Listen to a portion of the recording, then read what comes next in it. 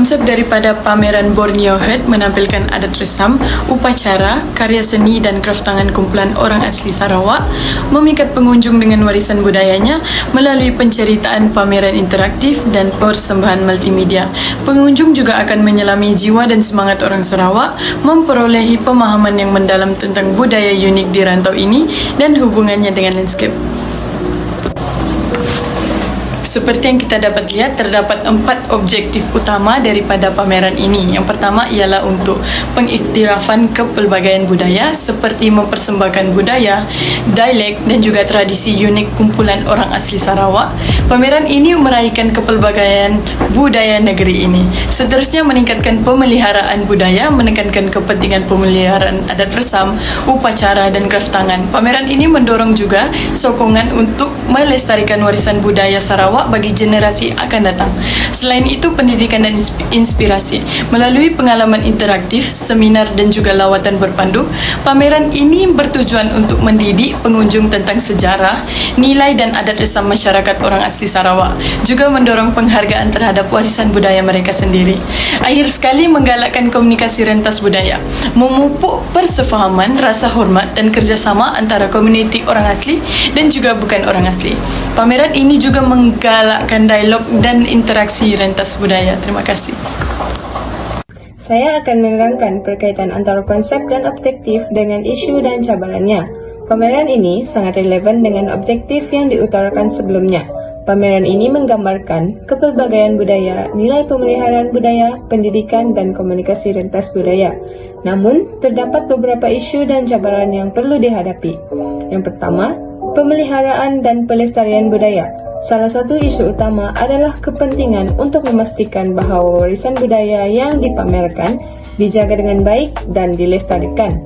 Ini mungkin melibatkan kerjasama yang rapat dengan komuniti tempatan untuk memastikan bahawa tradisi, kraf tangan dan upacara yang dipaparkan terus diwarisi dan dipraktikkan.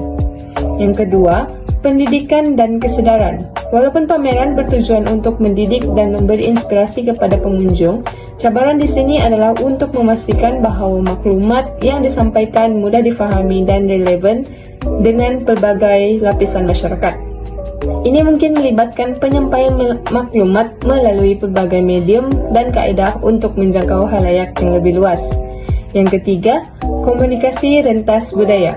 Sementara pameran ini bertujuan untuk menggalakkan komunikasi antara komuniti orang asli dan bukan orang asli, cabaran yang mungkin timbul adalah perbezaan dalam bahasa, budaya dan kepercayaan.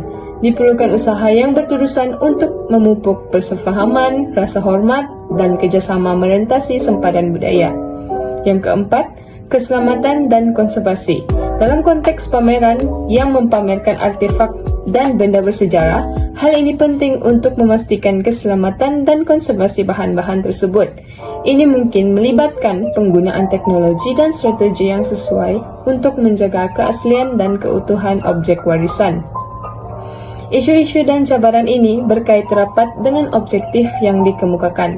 Dengan mengendalikan isu dan cabaran ini dengan berkesan, konsep pameran Borneo Heart dapat mencapai objektifnya dengan lebih berkesan sambil merangsang penghargaan dan penghayatan terhadap kekayaan budaya Sarawak. Konsep pameran ini penting kepada pihak pasukan museum dan pihak kurator kerana ia meningkatkan reputasi museum sebagai peneraju dalam pemeliharaan dan promosi budaya. Dan ia juga menarik pelbagai jenis penonton dan mendorong penglibatan yang lebih besar dengan program-programnya. Selain itu, pameran ini menawarkan peluang untuk pertukaran budaya dan kerjasama, memperkayakan pengalaman dan kepakaran pasukan kuratorial. Dengan bekerjasama rapat dengan komuniti orang asli, seniman dan pengamal budaya, pasukan kuratorial mendapat wawasan dan pengetahuan berharga yang boleh digunakan untuk program pada masa akan datang. Selain itu, konsep tersebut juga penting dari segi pendidikan kerana ia meningkatkan kesedaran tentang pelbagai warisan budaya Borneo. Dengan meneroka tema identiti, warisan, dan alam sekitar, pameran ini menonjolkan tentang hubungan mendalam antara masyarakat Borneo dengan tanah mereka. Hubungan ini adalah asas untuk memahami amalan budaya, kepercayaan, dan cara hidup mereka. Pameran ini bukan sahaja untuk memupuk penghargaan yang lebih besar di kalangan pengunjung, tetapi juga menekankan kepentingan perspektif pribumi dalam perbincangan budaya dan alam sekitar kontemporari. Ia juga mendidik orang ramai tentang nilai intrinsik sistem pengetahuan pribumi, terutamanya dalam bidang seperti pemeliharaan alam sekitar dan kehidupan lestari.